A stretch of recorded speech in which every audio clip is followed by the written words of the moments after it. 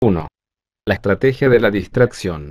El elemento primordial del control social es la estrategia de la distracción, que consiste en desviar la atención del público de los problemas importantes y de los cambios decididos por las élites políticas y económicas, mediante la técnica del diluvio o inundación de continuas distracciones y de informaciones insignificantes. La estrategia de la distracción es igualmente indispensable para impedir al público interesarse por los conocimientos esenciales en el área de la ciencia, la economía, la psicología, la neurobiología y la cibernética. Mantener la atención del público distraída, lejos de los verdaderos problemas sociales, cautivada por temas sin importancia real. Mantener al público ocupado, sin ningún tiempo para pensar. De vuelta a granja como los otros animales, cita del texto Armas silenciosas para guerras tranquilas. 2. Crear problemas y después ofrecer soluciones. Este método también es llamado problema-reacción-solución. Se crea un problema, una situación prevista para causar cierta reacción en el público, a fin de que éste sea el mandante de las medidas que se desea hacer aceptar. Por ejemplo, dejar que se desenvuelva o se intensifique la violencia urbana, organizar atentados sangrientos, a fin de que el público sea el demandante de leyes de seguridad y políticas en perjuicio de la libertad. O también, crear una crisis económica para hacer aceptar como un mal necesario el retroceso de los derechos sociales y el desmantelamiento de los servicios públicos. 3. La estrategia de la gradualidad. Para hacer que se acepte una medida inaceptable, basta aplicarla gradualmente, a cuentagotas, por años consecutivos. Es de esa manera que condiciones socioeconómicas radicalmente nuevas, neoliberalismo, fueron impuestas durante las décadas de 1980 y 1990. Estado mínimo, privatizaciones, precariedad, flexibilidad, desempleo en masa, salarios que ya no aseguran ingresos decentes, tantos cambios que hubieran provocado una revolución si hubiesen sido aplicados de una sola vez. 4. La estrategia de diferir. Otra manera de hacer aceptar una decisión impopular es la de presentarla como dolorosa y necesaria, obteniendo la aceptación pública, en el momento, para una aplicación futura. Es más fácil aceptar un sacrificio futuro que un sacrificio inmediato. Primero, porque el esfuerzo no es empleado inmediatamente.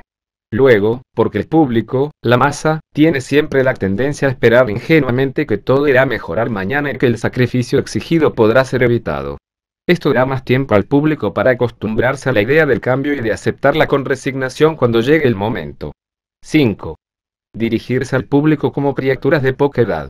La mayoría de la publicidad dirigida al gran público utiliza discurso, argumentos, personajes y entonación particularmente infantiles, muchas veces próximos a la debilidad, como si el espectador fuese una criatura de poca edad o un deficiente mental. Cuanto más se intente buscar engañar al espectador, más se tiende a adoptar un tono infantilizante. ¿Por qué? Si uno se dirige a una persona como si ella tuviese la edad de 12 años o menos, entonces, en razón de la sugestionabilidad, ella tenderá, con cierta probabilidad, a una respuesta o reacción también desprovista de un sentido crítico como la de una persona de 12 años o menos de edad, ver armas silenciosas para guerras tranquilas.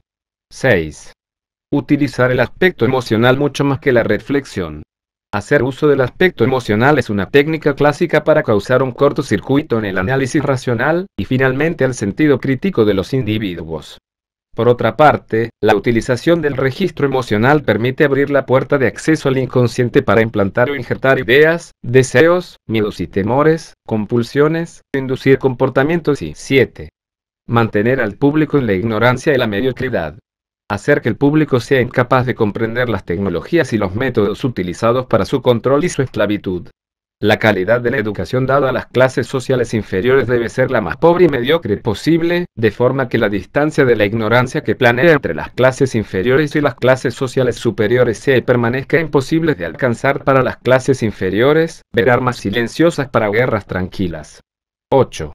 Estimular al público a ser complaciente con la mediocridad. Promover al público a creer que es moda el hecho de ser estúpido, vulgar e inculto y 9.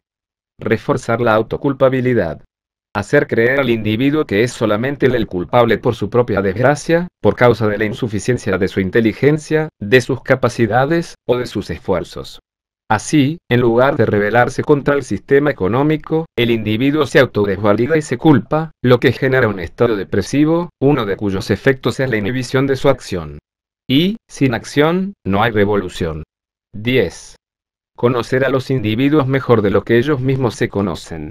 En el transcurso de los últimos 50 años, los avances acelerados de la ciencia han generado una creciente brecha entre los conocimientos del público y aquellos poseídos y utilizados por las élites dominantes. Gracias a la biología, la neurobiología y la psicología aplicada, el sistema ha disfrutado de un conocimiento avanzado del ser humano, tanto de forma física como psicológicamente. El sistema ha conseguido conocer mejor al individuo común de lo que él se conoce a sí mismo. Esto significa que, en la mayoría de los casos, el sistema ejerce un control mayor y un gran poder sobre los individuos, mayor que el de los individuos sobre sí mismos.